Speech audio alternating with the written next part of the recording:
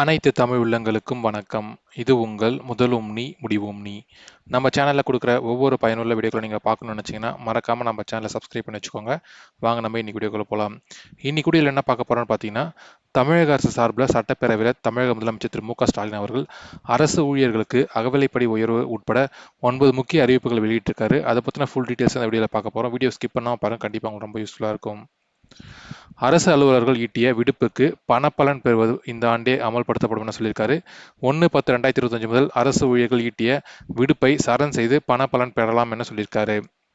ரெண்டாவது அறிவிப்பு என்னன்னு பார்த்தீங்கன்னா, தமிழ்நாடு அரசு ஊழியர்களுக்கு 1/1/2025 முதல் அகவிலைப்படி 2% உயர்த்தி வழங்கப்படும் சொல்லியிருக்காரு. மூணாவது பாயிண்ட் என்னன்னு பார்த்தீங்கன்னா, அரசு ஊழியர்களுக்கு பண்டிகை கால முன்பணம் 10,000 20,000 உயர்த்தி வழங்கப்படும் சொல்லியிருக்காரு. நான்காவது பாயிண்ட் என்னன்னு பார்த்தீங்கன்னா, அரசு ஊழியர்களின் குழந்தைகள் கல்வி முன்பணம் தொழிற்கல்வி பயில 1,00,000 கலை அறிவியல் பாலிடெக்னிக் பயில 50,000 உயர்த்தி தரப்படும் சொல்லியிருக்காரு.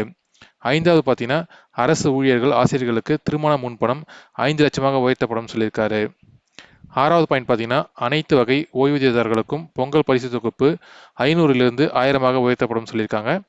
ஏழாவது பாயிண்ட் பார்த்தீங்கன்னா, ஓய்வூதியதாரர்களுக்கான பண்டிகை கால முன்பணம் 4,000 6,000 உயர்த்தப்படும் சொல்லியிருக்காரு.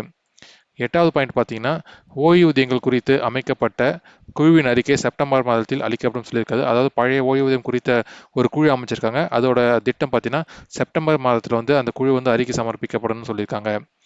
ஒன்பதாவது பாயிண்ட் பார்த்தீங்கன்னா, அரசு பெண் ஊழியர்களுக்கான ப்ரொபேஷன் பீரியடில் லீவ் எடுக்கிறாங்கன்னா அதையும் கணக்கில் கொள்ளப்படும்ட்டு ஒரு முக்கியமான 9 அறிவிப்புகளை வெளியிட்டிருக்காரு.